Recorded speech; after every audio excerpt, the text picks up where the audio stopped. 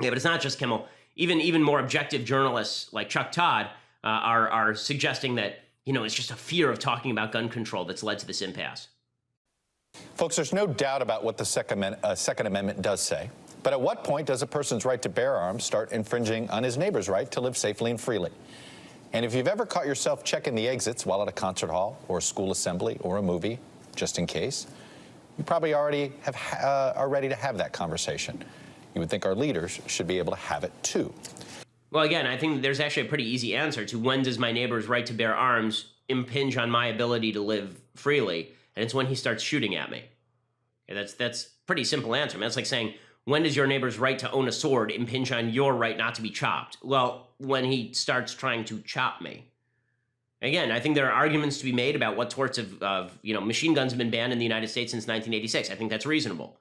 But, but this suggestion that we have not been having the conversation we have, it's just the left is angry because they've been losing, because they don't have any evidence to support their positions.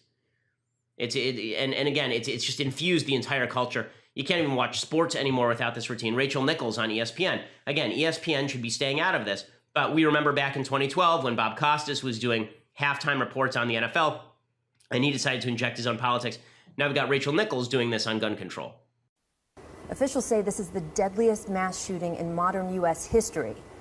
A phrase I guess they're getting used to because it was only 14 months ago they were saying that about the shooting in Orlando. The Orlando shooting claimed more lives than Virginia Tech. Now this one claims more lives than what happened in Orlando. I don't know how we're going to solve the debate about guns in this country. I just know that while we're all arguing, the body counts keep going up. And more so we have to stop arguing, are suffering.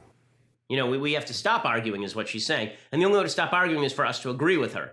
I do love that the talking points for Chuck Todd and Rachel Nichols are nearly identical with regard to these mass shootings. As I said yesterday, using mass shootings as your gauge of gun control policy is actually a foolish idea because they are not representative of the broader whole. I'm not the only one saying that. 538 says that, okay? Nate Silver's site says that. Nate Silver is no right-winger on guns. And then, of course, you have the greatest of all political commentators of the left, Keith Olbermann. So he attacked me on Twitter this morning. I had said yesterday who made Jimmy Kimmel the moral arbiter, and Keith Olbermann tweeted, because whores like real Donald Trump, the GOP, and Ben Shapiro have sold their souls to the NRA and the death cult. Any other questions, kid? So, a few things. Number one, is the suggestion that every single person in the United States who owns a gun and believes in gun rights is part of a death cult? Because I think that, again, death cult could be more properly attributed to people who think that Planned Parenthood is doing wonderful work in killing babies. But I actually did have some questions for Keith Olbermann that I tweeted back at him. Questions like, if you are so good at your job, why have you been fired from your last 3,297 jobs? Also, was it his expertise in shouting things like En Fuego that gave him the godlike ability to see into other people's souls? Was it that? And also, where did he get his glasses? Because those are actually kind of nice. And then also, is he just okay? Is he okay? Because he doesn't seem okay, Keith Olbermann. But this is the entire moral equation the left wants to set up, and I just find it despicable. I find it gross.